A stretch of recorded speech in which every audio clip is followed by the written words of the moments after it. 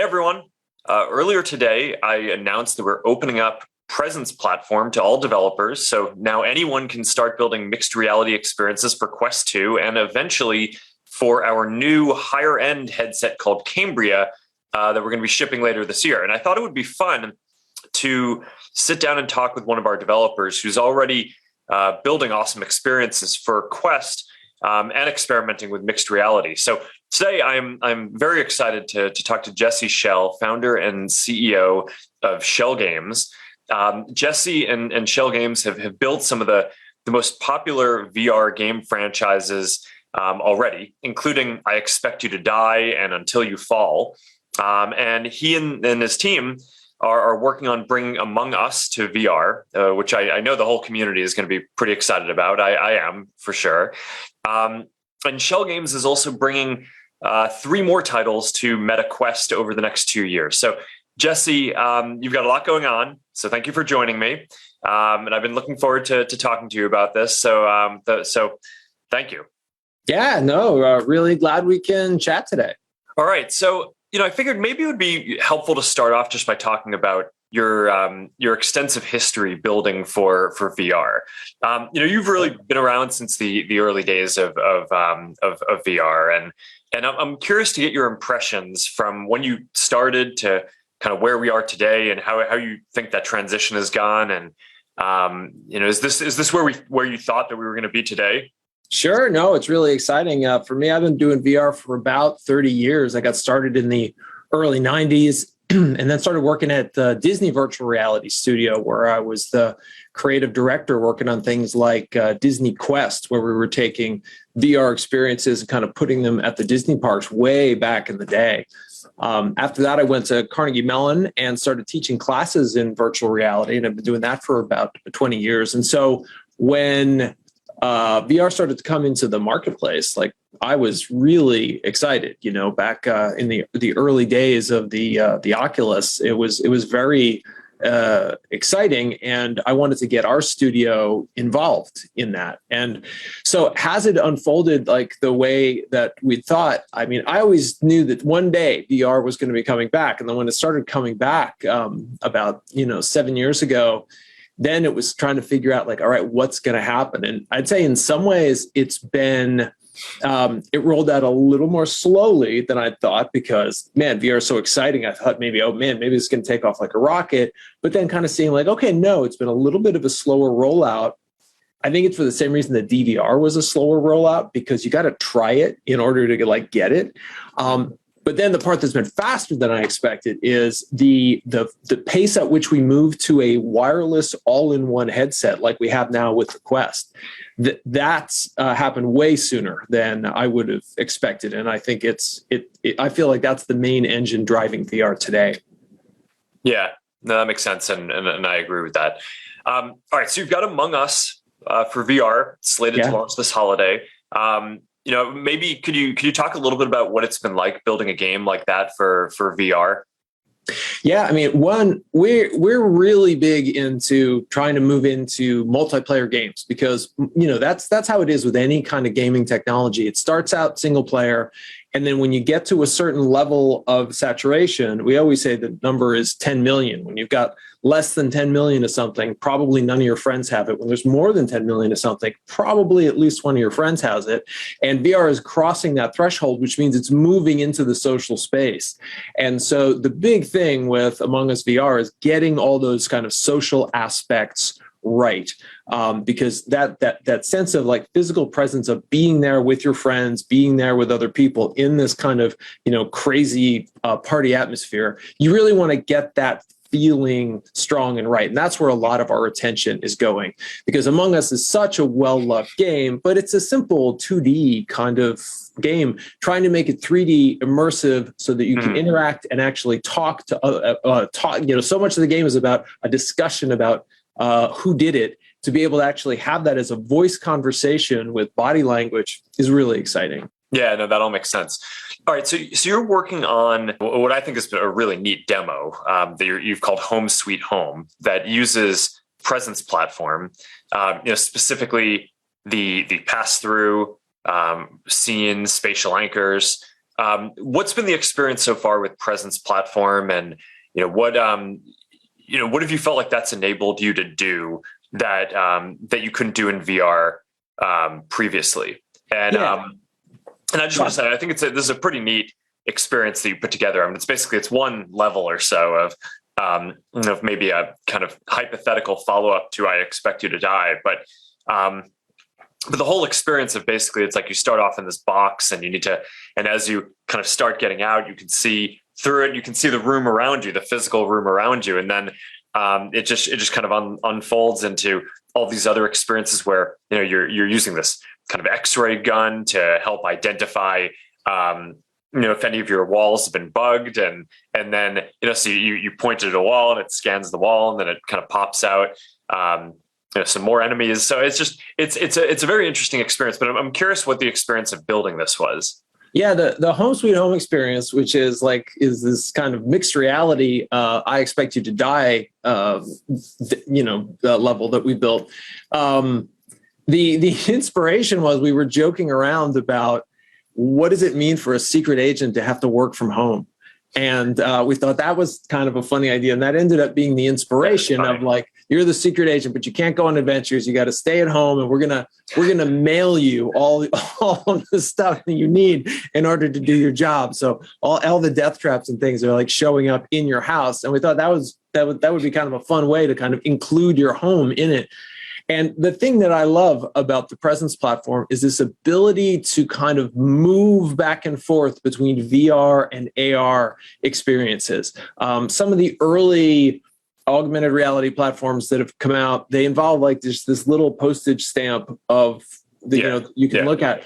But when you take the VR and AR and you bring them together, now you have the ability to kind of just start with a VR experience that is solid, and then be able to bring in reality to it, and to be able to choose when to do that, when not to do that, is great, because it lets you kind of get the best of both, because you don't run into artificial edges where the objects just disappear. You're just anybody who's comfortable interacting in VR, now you can be comfortable interacting with virtual objects, but in your real room and in your real space. So the combination of being able to use the pass-through and the scene understanding and the spatial anchors, all of that stuff, it really helps make for an engaging experience, because that's what you want to be able to do, is connect the virtual experience with the physical space around you, with the walls, with the surfaces around you, to really make it connect. And it's just a new way to make things really fun. Yeah, I definitely agree with you that the field of view has been a pretty big constraint for some of the early AR glasses type products. So the fact that you can do mixed reality in a VR headset, but with the full field of view, does unlock a lot of interesting things. And I'm curious, in addition to the games and experiences that you work on, what else, you think are going to benefit from that type of technology, or is there anything else that you're particularly excited to go build? Oh, I mean, there are just so many possibilities in the game space right now, and I know one of the things that I'm looking forward to, because I think this is going to be such. Part of what's great about the Presence platform is there are already so many VR developers. To be able to now take this and use the pass-through and have the whole world start to experiment with what are the best ways to start to use this technology, I can't wait to see everything that people are going to start building with that. One of the things in particular, I think, is going to be the business of augmenting people who are with you in your space. The ability not only to bring in virtual people and have them in the same room with you in order to create social experiences at a distance, but then more than that, we already have these great technologies of kind of using filters on people's faces that we do in videos and that we do on distant calls, to be able to do that with people in the room with you. There's just this opportunity for kind of fun, interesting interaction that I think is really powerful. Yeah, I'm definitely looking forward to seeing how people experiment with that. I mean, it's I think in some ways mixed reality is going to be an early development environment for some of the augmented reality glasses that are going to be coming a few years down the line. But I think your point about the field of view being bigger and richer, and I think is going to also enable some new things to work. So that's it's going to be really exciting to see once the new headset especially comes out later this year. And so talking about that, Project Cambria, I mean, we've talked a bit about how we're working on this, and it's going to include a bunch of new sensors, right? Including, high resolution, color, outward facing cameras that can enable color pass through. So today on Quest 2, you put it on when you go outside of the Guardian, you get this kind of very rough black and white view of the scene around you, and people have loved that. It's been, we've gotten a ton of positive feedback on that, but we didn't really intend it to be anything more than a safety feature, right? But people have been building experiences on top of that. So now, but that was based on sensors that were not designed to build, give you anything more than just a very rough outline of what was going on around you. So with Cambria, you have the high resolution color sensors to basically make it so that you can have a color pass through experience that's just designed to be built on top of, as well as things like depth sensors, which right now in Quest 2 we kind of just we hack it a little bit just by looking at the cameras and trying to intuit what the depth is based off of that. But with Cambria you'll actually have that. So I'm curious, what's your impression of the color pass through from what you've seen so far? I know you've seen a bunch of the demos and things like that. Yeah, no, I mean, I'm really excited about the color pass through, because the black and white pass through is like, okay, cool, this is working, and it gives you a sense of where you're going. But when you have things actually in color, it really is much more exciting. It seems much more real, particularly when objects are blending. And part of the key is when you get the lighting right on the virtual objects, so that they match up with the ones that are in your scene, you have these, I always love these magic moments where you're like, wait a minute, and you're not sure what's real and what's not. And you've got to kind of take the headset off to check for a second about what is there and what isn't there. And so that's part of, I think, what the color opportunity brings. Just so many more ways to interact seamlessly. Yeah, I think it's going to be pretty wild to see. I mean, just given how many folks have tried to develop on top of the kind of basic black and white pass through, which just wasn't even designed for that, for Quest 2, to now have a headset that, it's the first version of pushing in this direction that's kind of designed with mixed reality as one of the key use cases for it. I think it's going to be pretty exciting. I'm curious, what are the challenges that you've had and areas that you think would just benefit from a lot more development here? Yeah, I mean, I feel like the Presence platform is a really great beginning, and such an important part of it is the whole business of scene understanding, so that I know where the walls are, I know where the ceiling is. That lets you kind of do really interesting things with the space around you.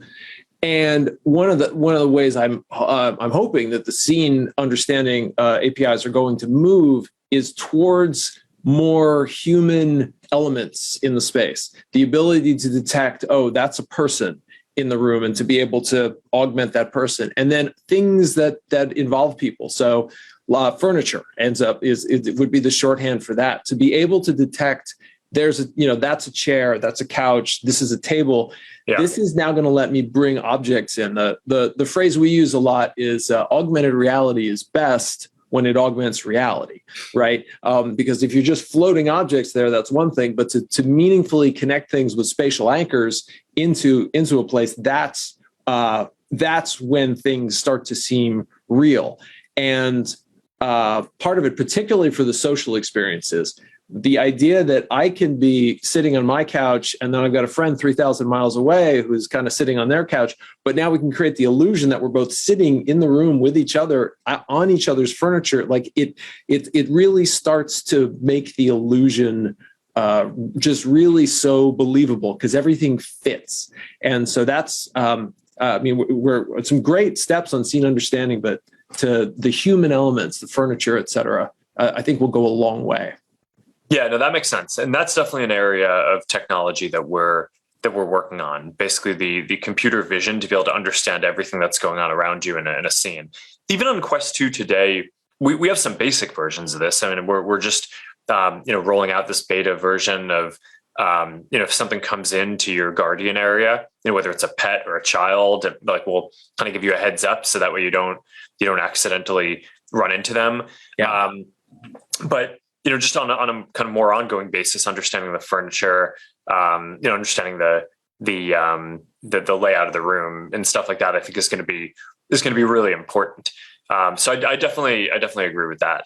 One of the things that we've talked about that I think is sort of interesting is, a lot of people have this idea that I think that some people look at VR today and they're like, okay, it's this sort of big headset. The experience is cool, but or it sounds like it could be cool, but I'm going to wait until there's AR glasses. We have this whole Project Nazare that's focused on building kind of the ideal augmented reality glasses, and that's still several years down the line. But you've had some interesting insight into why mixed reality on these headsets is going to be a pretty big step up in terms of the consumer experience, and why a lot of people who might be more interested in augmented reality will be interested in buying this kind of a device. So I'm curious to talk about that for a few minutes too. Yeah. No, I mean, I think it's something really important because, I talk to people about this all the time. There's some people just really excited about virtual reality, and there's other people who are like, oh, I don't know that's for me. They seem a little overwhelmed by it. But then they say, oh, but augmented reality,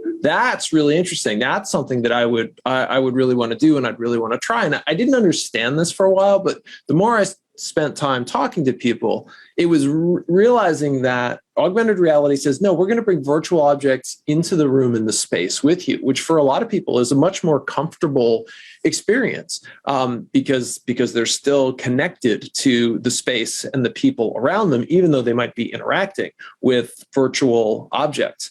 It's all, sometimes we talk about it's the difference between here and there. Like VR takes you there to a distant place, which is great for gaming, but for a lot of things, no, I just want to be here. Bring the digital world to me, like here, where I am.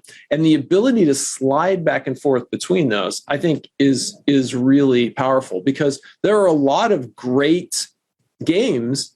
Like, I don't know, like look at Beat Saber. That doesn't need to be in a completely virtual world. You could play that in totally augmented reality, mixed reality world and still be in touch with your surroundings. So there are a lot of experiences like that. And opening this door to mix the realities is, I think, is going to open the door for a lot more people. Yeah. So, I mean, I probably should have explained this to people who were viewing earlier, but I mean, what pass-through technology is basically, if you think about augmented reality, you kind of have normal looking glasses, you can see the world and maybe you project holograms onto the world. But what pass-through technology is you basically have a headset that looks like a VR headset, although, Cambria will have a better, somewhat, tighter form factor than what we've had with Quest 2, but it'll feel like a headset.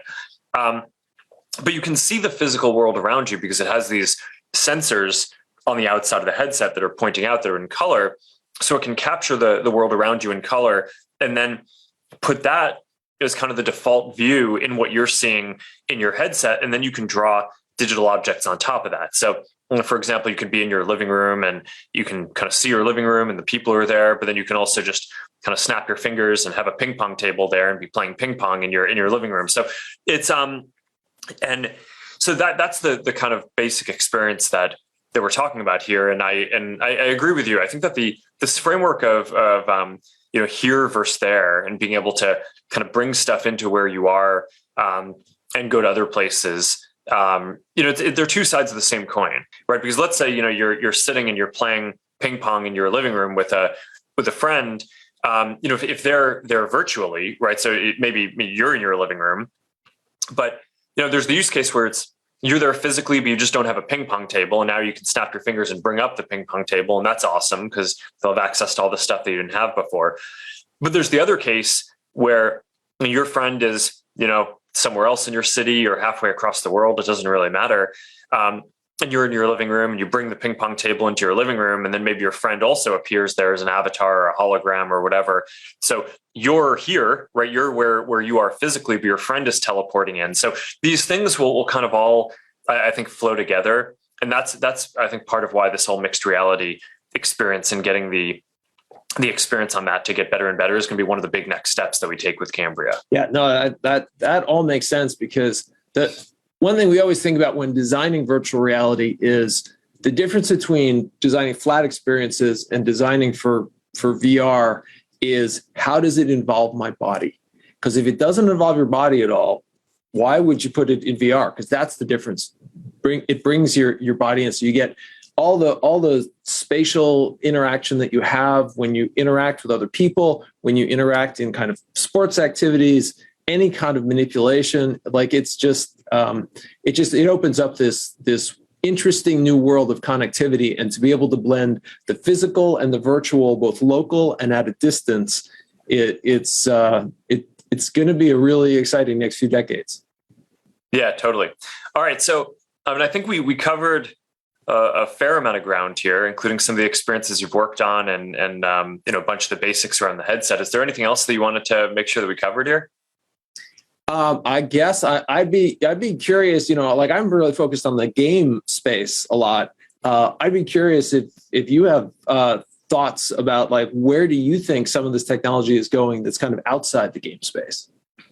Well, one of the big focuses for Cambria is going to be on work. We sit at a workstation all day long, whether it's a laptop or a computer with a big desktop monitor. And a lot of people just work for many hours a day. And from my perspective, you're going to be able to have a better workstation in VR. And you'll be able to bring it anywhere you want. Just basically be able to snap your fingers, have your perfect work set up where you have as many monitors as you want, without actually having to physically have them. So it should be better for productivity, for coding, for modeling and creating things. If you want to work on something with someone, they should just be able to show up as an avatar or a hologram next to you.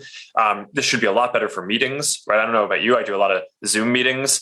Have a grid of faces. It's great for where we are today, but it's clearly not, I think, the end of the line in terms of what that technology can deliver. I'd be kind of surprised if by the end of this decade, if more people aren't using a VR device as their primary work device for more of the day. And it's like what you're saying. It's not necessarily that you're going to be in VR with everything else blacked out.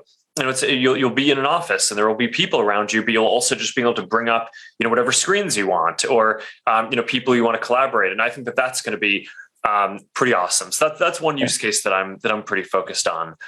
It makes sense. Just the ability to have a shared whiteboard, Oh, yeah. It's definitely one of the things I miss when it comes to remote work is we can both like point and draw on a thing, and you can do that so easily in these mixed reality experiences. Yeah. And I mean, it's, one thought experiment that I like doing is just thinking about how many of the physical things that we have don't actually need to be physical. So like basically how many of the screens that we have, they don't actually need to exist, right? It's like whether you have mixed reality or augmented reality in the future, like all those screens can just be holograms or digital objects that are placed there. They don't actually need to be there.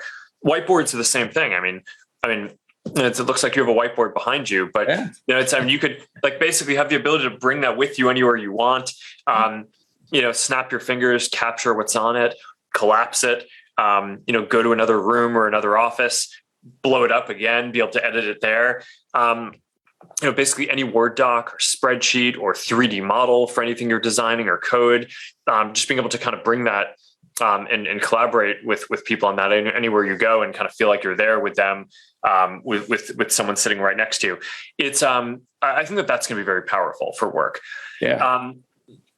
I tend to think about a lot of the stuff. I mean, moving on from work, I think just the sense of presence and being with people is really why Meta's in this, right? I mean, we're the, of all the technology companies that are out there, there are a lot of companies that design technology to kind of help people interact with technology better, but we are really focused on designing technology to help people interact with other people better. So, the ability to kind of bring people into your physical space, even if it's just digitally as a hologram, I think is going to be a very big deal.